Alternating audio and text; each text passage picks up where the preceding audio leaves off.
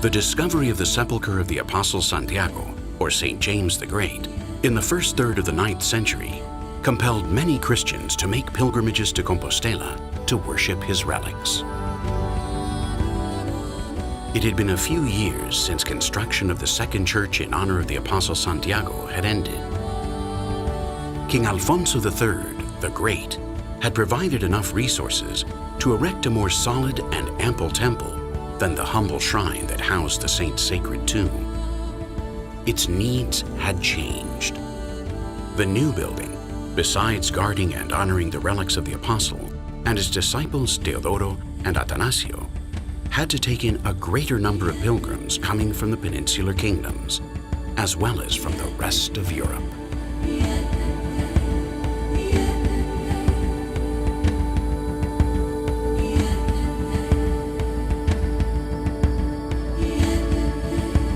These are the beginnings of a fascinating story, a fabulous saga spanning centuries, carried out by thousands of people united in their devotion to the figure of the Apostle Santiago in a remote corner of Finisterre. They called it Compostela, the Field of Stars.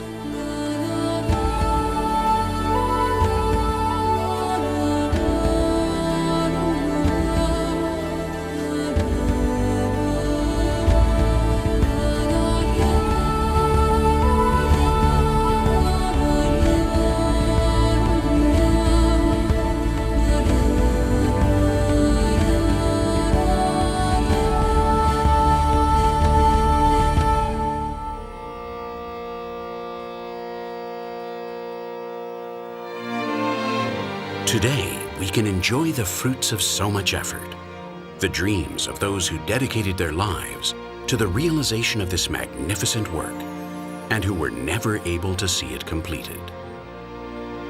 Because the present state of the Santiago Cathedral is the result of numerous changes, projects, works, remodeling. In short, an evolving and impassioned architectural and artistic creation developed throughout many centuries. Its builders traveled the world learning techniques and crafts in the main centers of Christianity in order to bring them to these lands of Finisterre, which back then were so remote from the rest of Europe. Their purpose was not only to construct the most perfect church dedicated to the cult of the pilgrims, they wanted to make Compostela a religious and artistic reference for the world, like Rome and Jerusalem.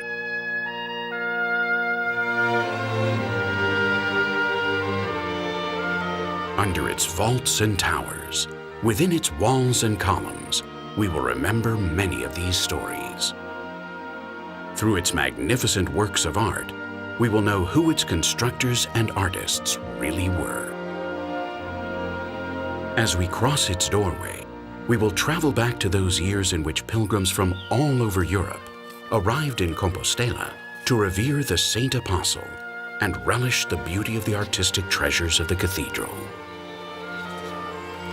For all of them, nothing could be more thrilling after carrying out such a long and difficult journey towards the lands of the ends of the earth.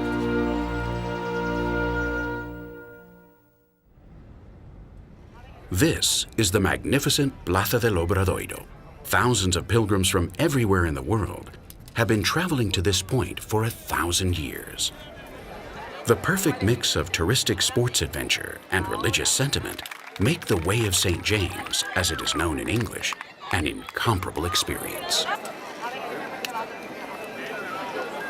Even though Jerusalem, Rome, and Santiago have been the three great destinations for pilgrims since the Middle Ages, the Jacobean route to Santiago is the only one that is still traveled the same way today as it was back then, on foot and with little else than a shoulder pouch.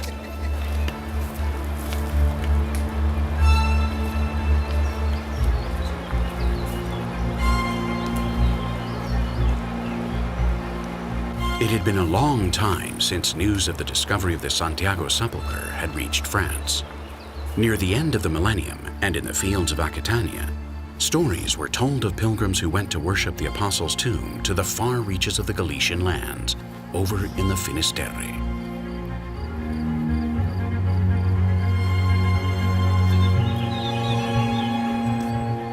Those were dark and dangerous times. Travelers from the peninsula spoke of bloody battles between Christians and Muslims. Terror broke loose when the Saracen army flattened Compostela. Almanzor had destroyed its basilica and other churches and monasteries. The monks who fled were barely able to safeguard a few codexes and objects of great value.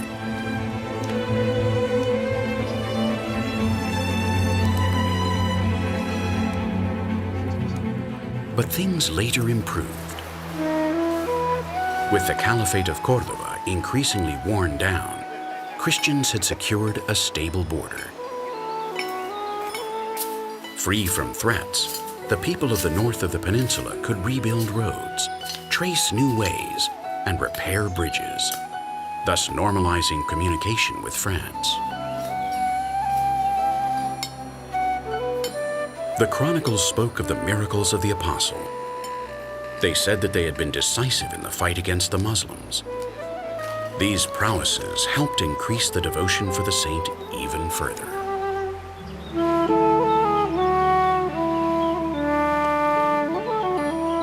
It was the year 1065, and in the French village of Conques, they had been building a church for 20 years to house the relics of Saint Foy, adored since the year 866, when a local monk brought them from Agen, the city in which, in the 2nd century, she was martyrized at the age of 12.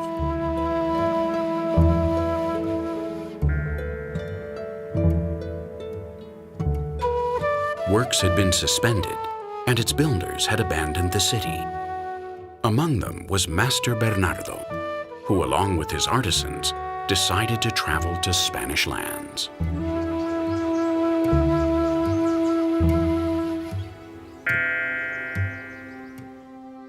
During the construction of the church at Conques, they had to face an endless chain of technical challenges.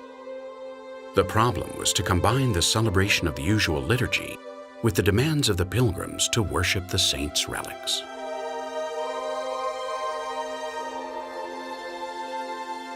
They needed more spaces, and by lifting the vaults, they got the space they needed to build tribunes. This allowed for the transit of worshippers along the upper galleries.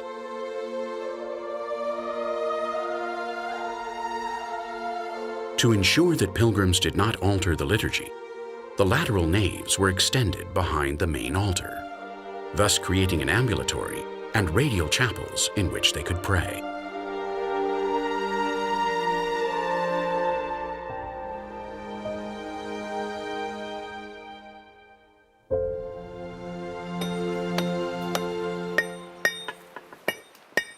Construction works like the one in Conques were often interrupted, forcing masters, masons, and artisans to look for work elsewhere. Chances of finding work increased in the different towns and cities along the pilgrimage routes towards western Spain. Because of the increase in the number of pilgrims, it wasn't strange to find sanctuaries, hospitals, or inns under construction. And because of this continuous flow of artisans, builders, and artists, new developments, shapes, and techniques, both in construction as well as in sculpture and painting, were transmitted.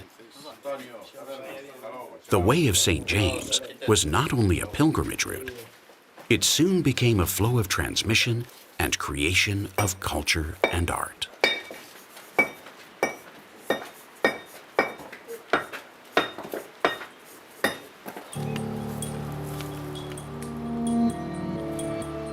It was the year 1073, 8 years after leaving Conques, when Master Bernardo decided to travel to Santiago. He had heard that a new bishop, Peláez, wanted to build a new basilica, and he was very interested in participating in the new project. Alfonso VI had united under his crown the kingdoms of Galicia, León, and Castilla. Once the Reconquista of the north of the peninsula was concluded and its roads cleared, pilgrims from different regions of Europe headed toward Santiago de Compostela along the 4 routes that crossed French territory and coalesced in the Navarran town of Puente de la Reina. From there, one unique way would take them to Santiago.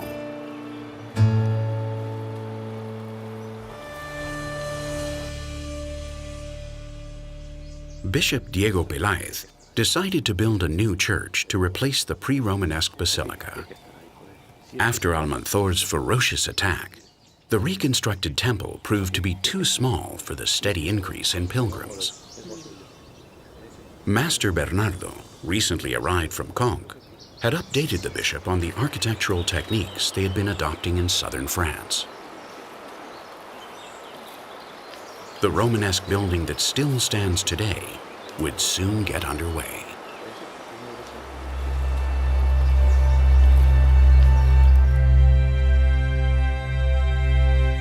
But before learning of the process that led to building the magnificent and legendary cathedral, let's go further back in time to the origins of this marvelous story.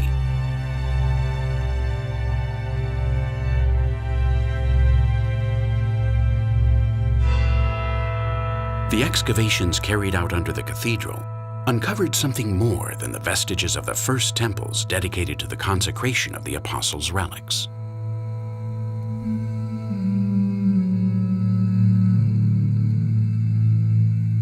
Archaeological remains uncovered the existence of a Roman village that dates back to the first 4 centuries of the Common Era. Many of their materials and structures were reused in the Middle Ages.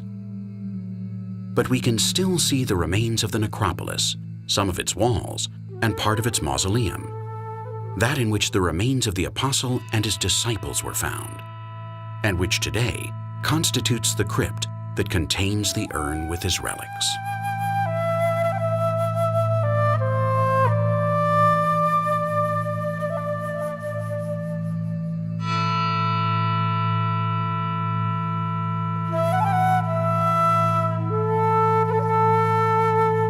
We fly over the city of Santiago.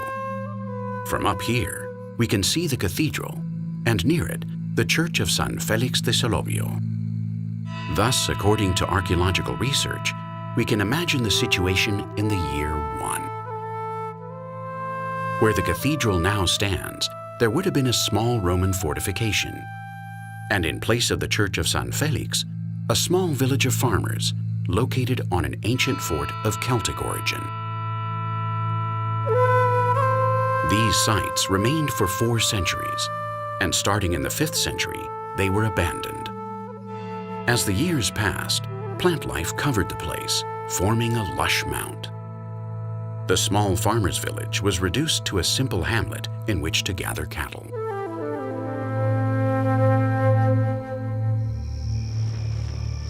And it is in this place where chronicles tell of a hermit known as Pelayo, who, as he fasted, observed some lights shining on the ancient Roman citadel. But Pelayo was not the only one to contemplate this phenomenon. Some shepherds were also witness to the strange lights. The event reached Teodomiro, the bishop of Iria Flavia, which was back then the episcopal see, and today is a parish in the Padrón municipality. Before such news, the bishop arrived at the site and discovered the entrance to a small sepulchre among the weeds. He discovered 3 tombs a few meters underground, the middle one protected by a slab of marble. Teodomiro did not hesitate to attribute these burials to the Apostle Santiago and his disciples Teodoro and Atanasio.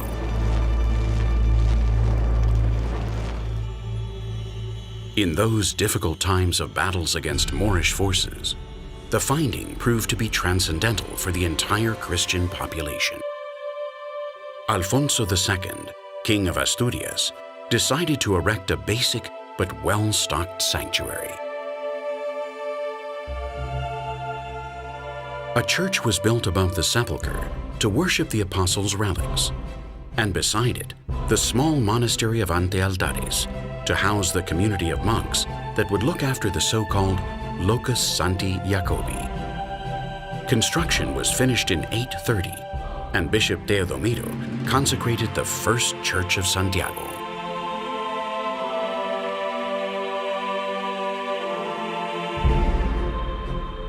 Exactly where 4 centuries earlier a Roman village existed, the primordial nucleus of the future cathedral and city of Santiago now surged.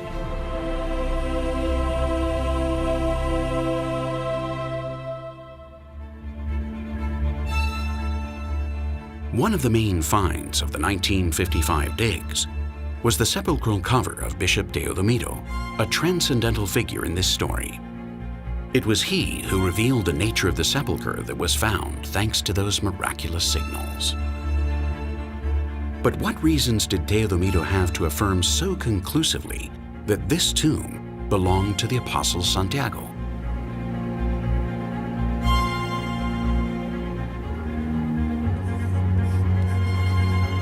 Various pieces of data had led Bishop Teodomiro to presume that the apostle was buried in Galicia. In the year 700, Adhelmo, Bishop of Sherborne, and later on the writings of Bede the Venerable, affirmed that the apostle's relics could be hidden in Galician lands. But he knew that these writings had their base in 5th century Byzantine texts known as the Breviary of the Apostles, in which for the first time Santiago's apostolate in Hispania is mentioned, and especially of his burial in the Marmaric Ark. No wonder then that after listening to the hermit Pelayo tell of the miraculous lights signaling the spot, and discovering the hidden Roman sepulchre in which one of the tombs was covered with a marble slab, he identified it immediately as the Marmaric Ark, that which the writing signaled as Santiago's sepulchre.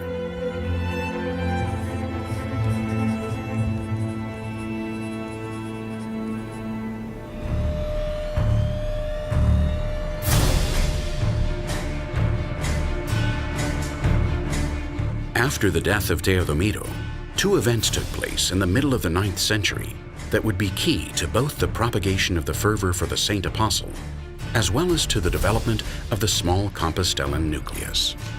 The first, part myth, part reality, took place in the Battle of Clavijo. King Ramiro I's Christian armies pulled back from the advances of Abderrahman II. Suddenly, the Apostle Santiago appeared on a white horse, causing the Saracen troops to disband and fall in defeat.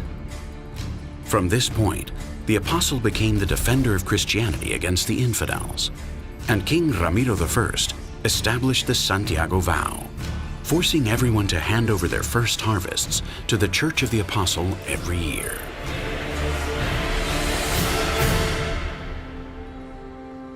In the late 9th century, the Bishop of Aedia Flavia built a more solid and majestic church upon the former one, thanks to the help of King Alfonso III the Great. The new basilica was consecrated in the year 899. Without altering the sepulchres of the apostle and his disciples, the temple was erected with 3 naves and 3 apses.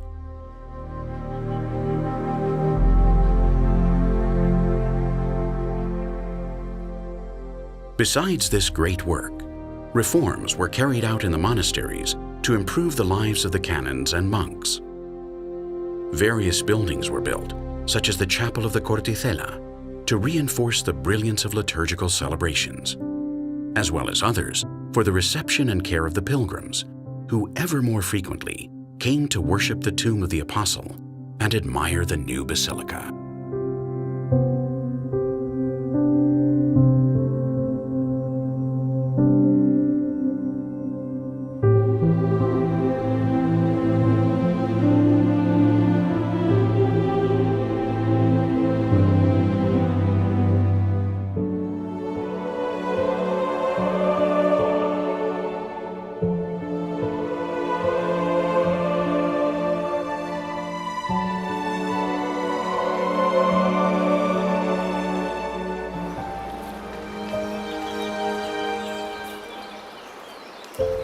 Having understood the origins of the sanctuary, we continue the story from where we left off.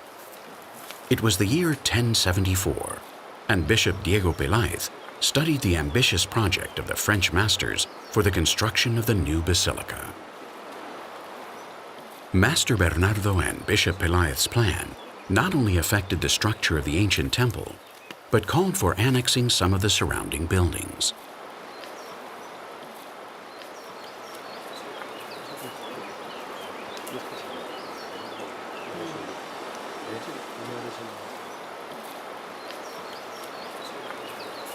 As was in the case in Conques and in other Romanesque churches that received pilgrims, the new basilica had to be able to both accommodate great multitudes and hold religious services simultaneously.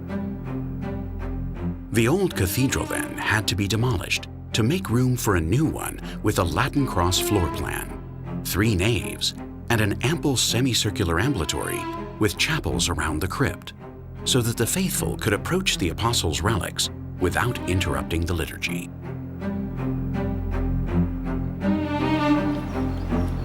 Unfortunately for Bishop Peláez and Masters Bernardo and Roberto, their wishes were cut short 13 years into construction.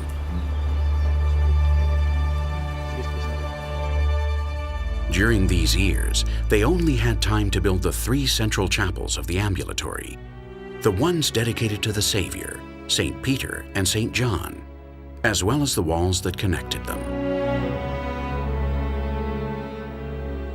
On the right wall of the Savior's chapel, we observe an incomplete inscription.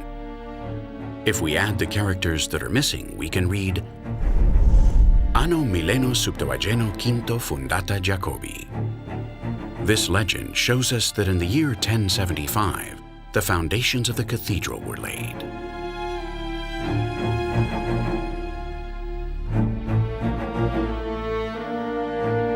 Diego Peláez played an important role as Bishop of Iria Flavia. Besides undertaking the grand project of the cathedral, he substituted the traditional Mozarabe liturgy for a Roman one, but his zeal to defend the wealth of the church earned him enemies. Accused of high treason for having collaborated with the Normans and English, he was captured in 1088 and by order of the king, dismissed as Bishop of Compostela.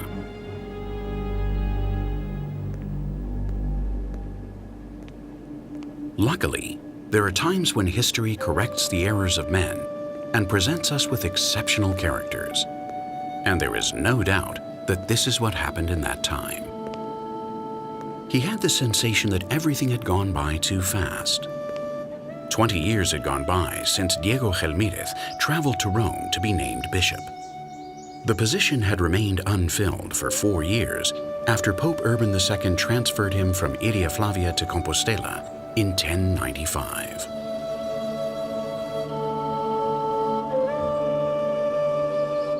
As he admired the basilica at Conques, he dwelled in his eagerness to convert Santiago in the second great center of Christianity after Rome. In order to achieve this, Santiago had to somehow emulate the characteristics of the Holy See. The Santiago Basilica had to live up to expectations, and this trip was allowing him to get to know the monumental works of art that were being created throughout Europe. Upon his return, he would analyze all this information with the master builders in order to implement it in the new designs.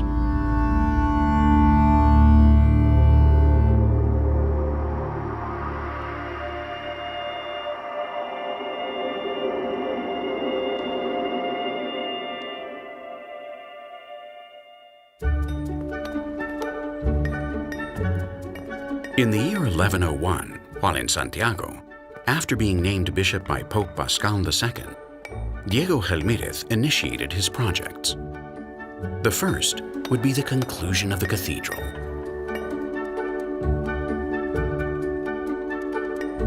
By that time, artisans and builders led by Master Esteban had just finished the apse of the church, adding the final touches to the ambulatory with the 2 chapels that were missing and with the apse triforium. And they had erected part of the transept building and decorated its 4 chapels. Bishop Gelmírez had the opportunity to see firsthand the main workshops specializing in Romanesque art in Toulouse, Conques, and Cluny. It was apparent that if he wanted the Santiago Church to become the great apostolic see, it had to be at the vanguard of art. To this end, he patronized continuous exchanges between Compostelan builders and the most advanced constructors of the times. The Way of St. James had definitely become a torrent of cultural and artistic exchange between Galicia and the rest of Europe.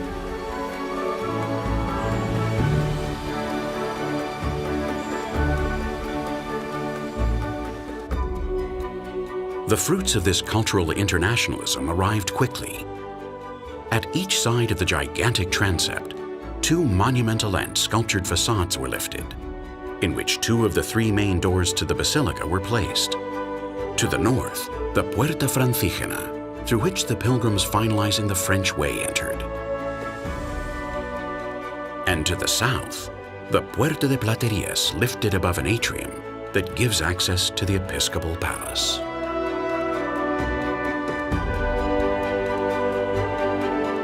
The first portico, highlighted for its great beauty in the Codex Calixtinus, was destroyed around 1757 and was substituted by the present Puerta de Azabachería.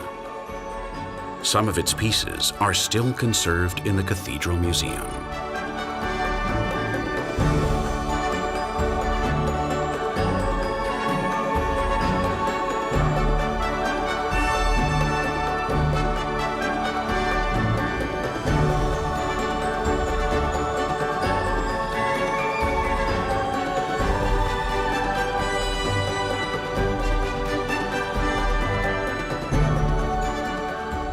The facade of the Puerta de Platerías has lasted until our time, but its appearance was immediately modified. Still in the days of Bishop Gelmírez, it suffered the ravages of a fire. The original reliefs were adorned with various pieces from both the original Francígena door and from earlier works.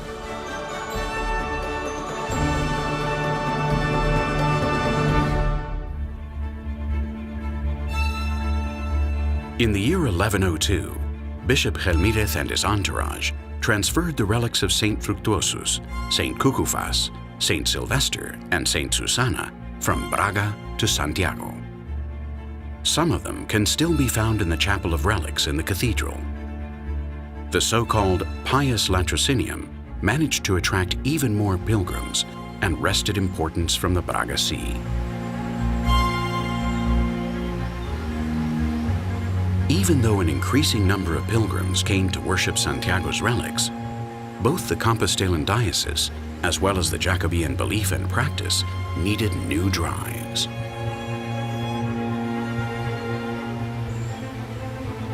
With the purpose of consolidating his plans as an apostolic see, Pope Calixtus II in 1120 raised Diego Gelmírez to the rank of archbishop, thus raising the metropolitan dignity of Santiago's church above Mérida's.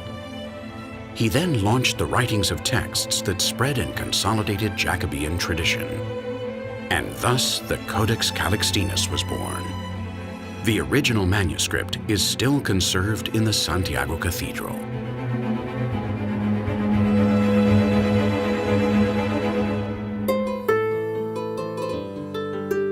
The text is divided into 5 books. The first provides an ample list of liturgical texts dedicated to Santiago.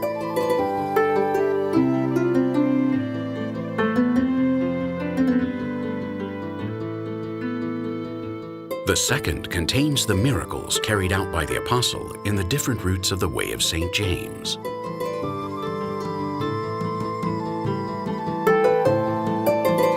The third tells of the prodigious events related to the transfer of his body from Palestine to Galicia and how it was deposited in the sepulchre.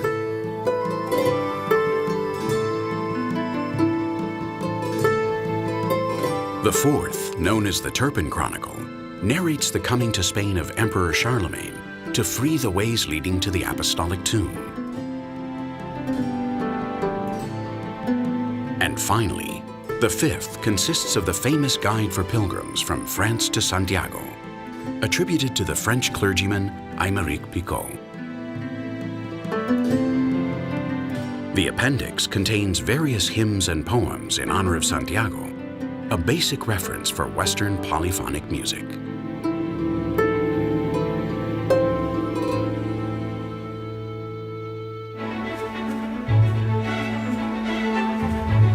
These are the moments of greatest splendor for the Jacobean cult. Thousands upon thousands of pilgrims from all over Europe head for Compostela to worship the saint. Roads are repaired, new burghs and cities appear, hospitals and inns are built. The Way of St. James undoubtedly transcends its religious function and becomes a torrent for cultural and economic exchange and development between the lands of northern Spain and the rest of Europe.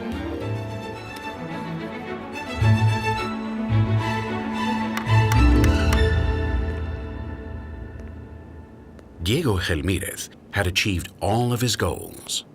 The construction of the cathedral was well on its way, and it was a benchmark for European Romanesque art. Its diocese had metropolitan dignity, and Santiago, thanks to its new constructions and to its supportive culture, was seen as an open and prosperous city. For some of his fellow citizens, these successes did not stop them from taking cowardly advantage of his age and illness by perpetrating shameful attempts at his life. But Bishop Gelmírez, accused many times of greed for wanting to enlarge his church and his region, always pardoned those who insulted him in order to take credit for his achievements.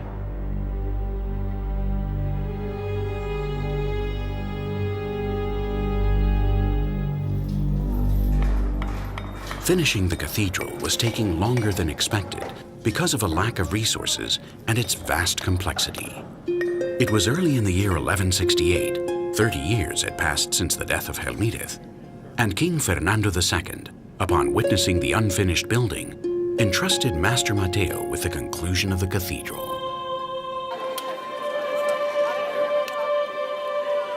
One of the greatest difficulties the builders faced was the slope of the ground between the apse and the western end.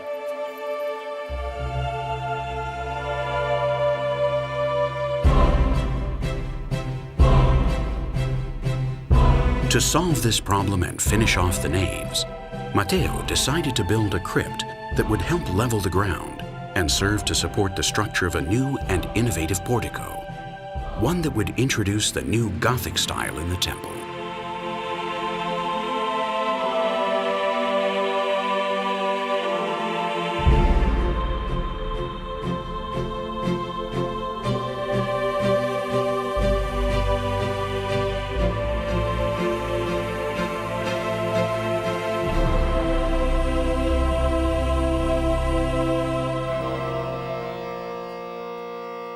The Portico de la Gloria is one of the most beautiful works of the Compostelan temple. It constitutes the atrium of the cathedral and is structured in 3 veins that coincide with the naves of the church. It is presided upon by the seated statue of the Apostle Santiago, who from his mullion, or central arch column, welcomes the pilgrims.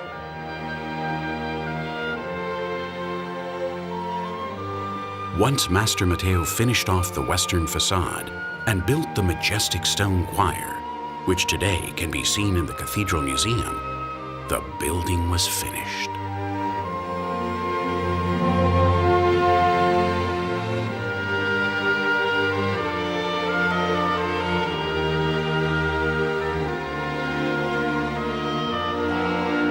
And finally, on April 21st, 1211, Archbishop Pedro Muñiz, in the presence of King Alfonso IX, consecrated the Romanesque Cathedral of Santiago.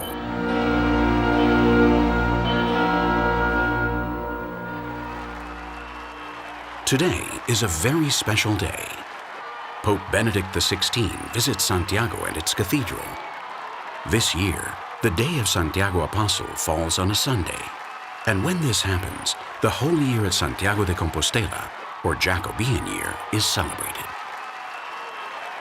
Taking a cue from the Christian Jubilee that originated in 1300, pilgrims that arrived at the Holy Sepulchre during these Jubilee years would receive full indulgence for their sins. Such a privilege was conceded 2 centuries after the consecration of the Romanesque cathedral by Pope Martin V, thanks to the dealings of then Archbishop Lope de Mendoza. En el nombre del Padre, del Hijo y del Espíritu Santo.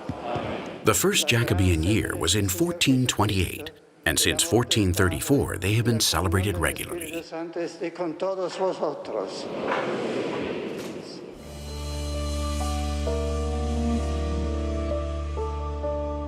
This huge event required the repair of certain parts of the basilica that were harmed during the previous century's attacks. The main repair work resulted in the construction of the present Gothic lantern tower.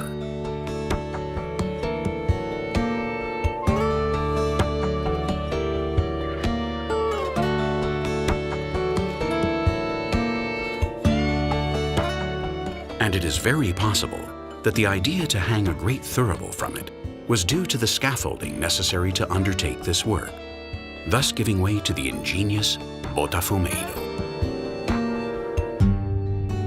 The first reference to the botafumeiro appears in a marginal note of the Codex Calixtinus, written precisely in the dawn of the 15th century.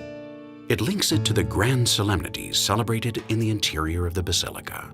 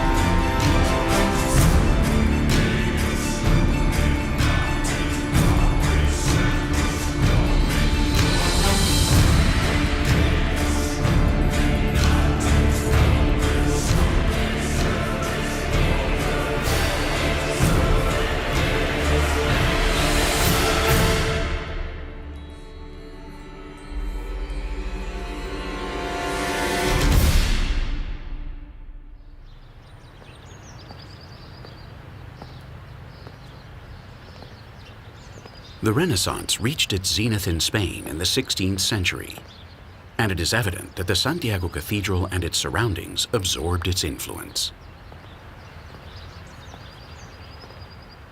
This is precisely when the new cloister, substituting the medieval one, was built. The works began in 1509, and in this project, some of the most famous masters of the Spanish Renaissance participated, such as Juan de Alava and Rodrigo Gil de Ontañón. In its exterior, the palatial treasure facade and its famous step tower were built.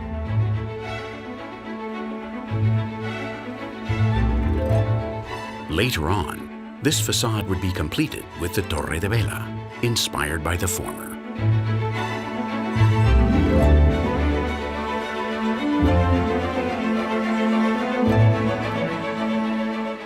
Also in the 16th century, the Plaza del Obradoiro begins to take shape when the Hospital Real for pilgrims and the sick is constructed.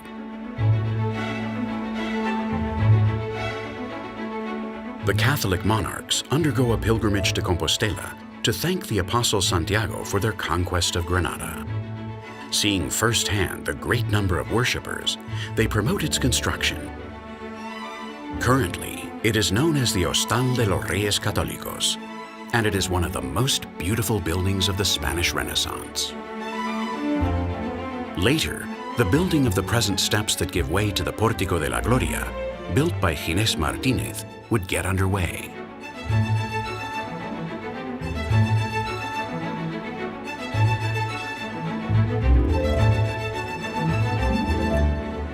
A gallery of Ionian columns would lend even more splendor to the Plaza del Obradoiro.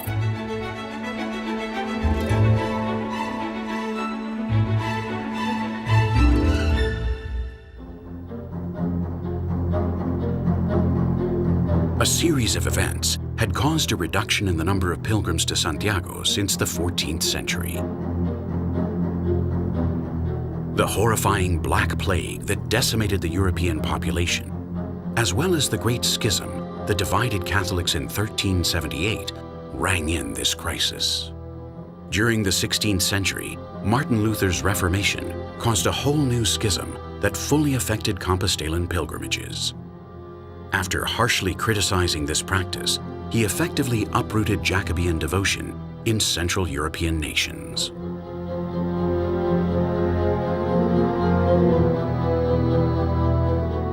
In 1589, Archbishop Juan de San Clemente was warned that the pirate Francis Drake had leveled A Coruña in response to the failed invasion of the Spanish Armada. The Archbishop proceeded to bury in complete secrecy the relics of the Apostle behind the main altar of the cathedral. The disappearance of the remains of the Apostle worsened the crisis of the Jacobean route.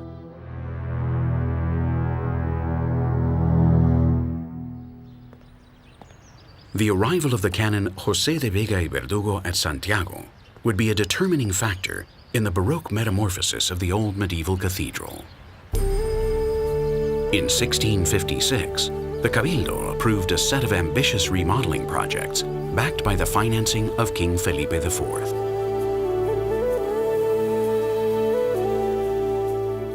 The purpose of the canon was to superimpose new architectural and Baroque ornamental structures on the interior and exterior of the cathedral, while keeping the original Romanesque floor plan.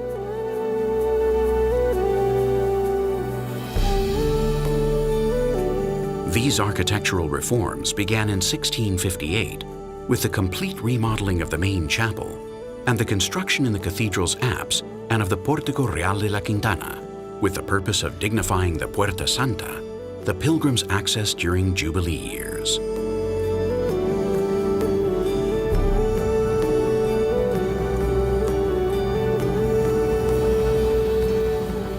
The transformation of the apse of the basilica culminated first with the new dome atop the Gothic lantern tower, and later with the construction of the clock tower.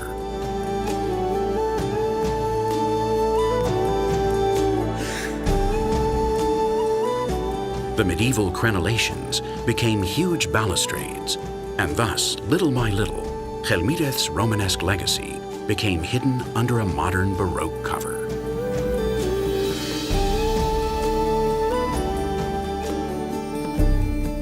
But the metamorphosis was not yet complete. The Baroque masking needed to be rounded off with a new facade in the Plaza del Obradoiro, and the architect Fernando de Casas was entrusted with the task. After many proposals, a new facade was finally built, replacing the one Master Mateo had constructed. The two medieval towers were raised and their heights were equaled. And in the central body, one of the largest windows ever built so far was open to illuminate the inside of the cathedral. Under a recess, the complex is presided by a sculpture of the Apostle Santiago wearing a pilgrim's habit. At his sides, two pairs of angels with the cross of the Order of Santiago. Under him, his disciples, Atanasio and Teodoro, also dressed as pilgrims, flanking an urn that represents the Apostle's sepulchre. And found a star, the one the hermit Pelayo saw, where today stands the Temple of the Stars.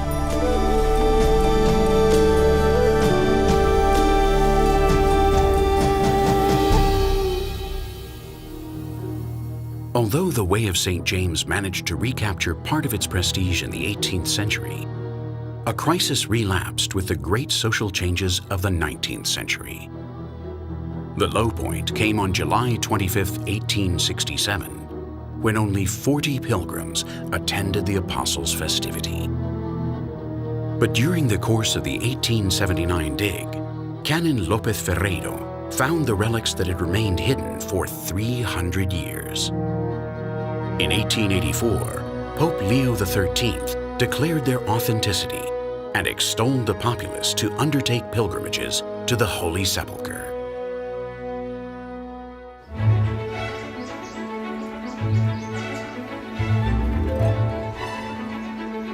The papal document was key to the revitalization of Jacobean faith.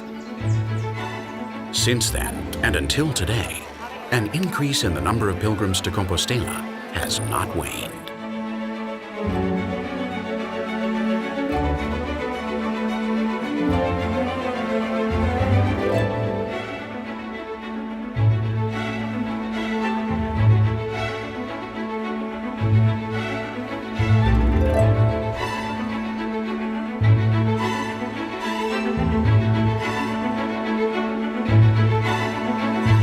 The visits of Pope John Paul II and later Benedict XVI in the Holy Compostelan year of 2010, surrounded by a fervent multitude of pilgrims from all over the world, are a testimony to the magnificent vitality the Jacobean cult has today.